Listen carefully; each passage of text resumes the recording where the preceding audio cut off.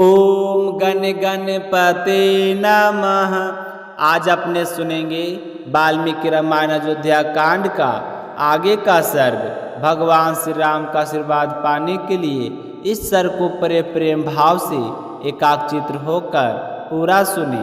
बोलिए गणेश भगवान की जय हो, बोलिए सियावर रामचंद्र भगवान की जय हो, हनुमान जी बाबा की जय हो, श्री राम दरबार की जय हो।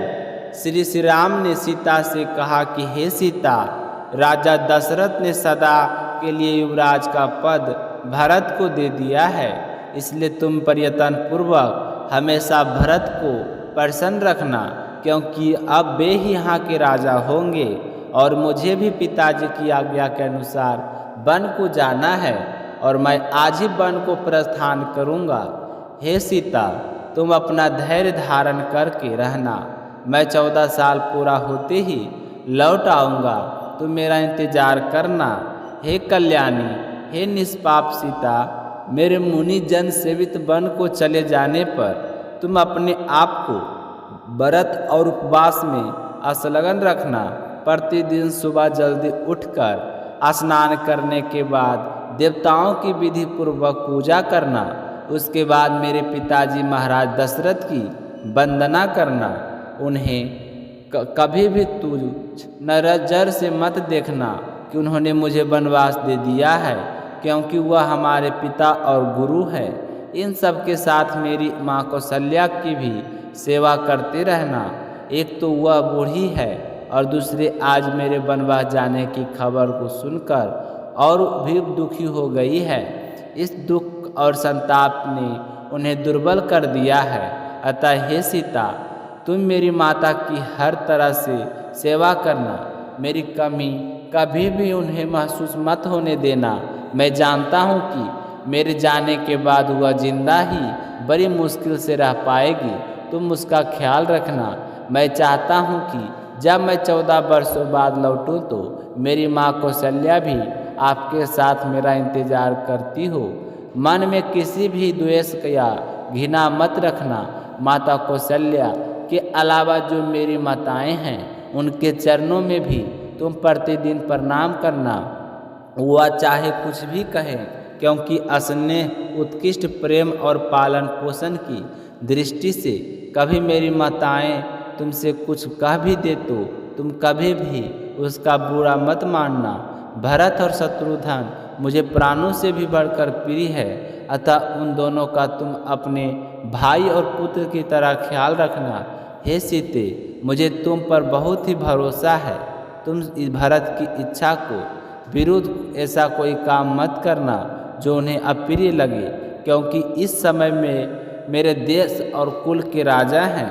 अनुकूल आचरण के द्वारा आराधना और प्रयत्न पूर्वक सेवा करने का पर राजा लोग प्रसन्न होते हैं, तथा विपरीत बर्ताव करने से वह कुपित हो जाते हैं। जो अहित करने वाले हैं वे अपने और पुत्र ही क्यों ना हो, राजा उन्हें त्याग देते हैं, और अपने आत्मीय ना होने पर भी जो असामर्थ्यवान होते हैं उन्हें भी अपना बना लेते हैं।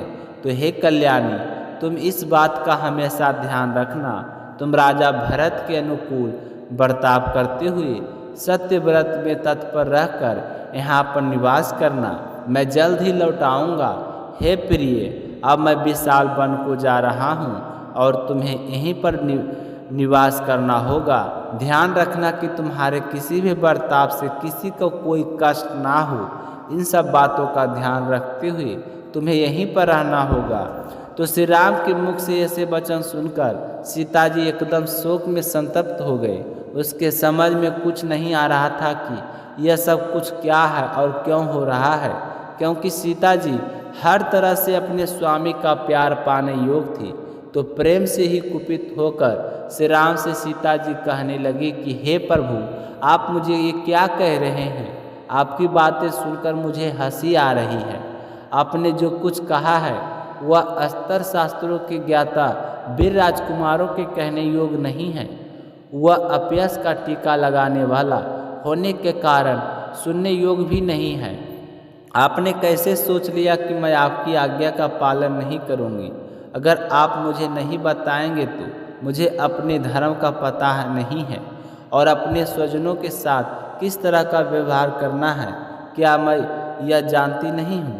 पिता माता भाई पुत्र और पुत्र वधू यह सारे के सारे पुण्य आदि कर्मों का फल भोगते हुए अपने अपने भाग के अनुसार जीवन निर्वाह करते हैं। केवल पत्नी ही अपने पति के भाग के अनुसरण करती है। अतः मैं भी आपके साथ वन को जाऊंगी। नारियों के लिए इस लोक में और परलोक में एकमात्र पति ही सदा आश्रय देने वाला होता है। पिता पुत्र माता सखियाँ तथा यह अपना शरीर भी उसका सच्चा सहायक नहीं होता, जैसा कि उसका पति होता है। हे प्रभु, यदि आज आप दुर्गम वन की ओर प्रस्थान कर रहे हैं तो मैं भी आपके साथ चलूँगी।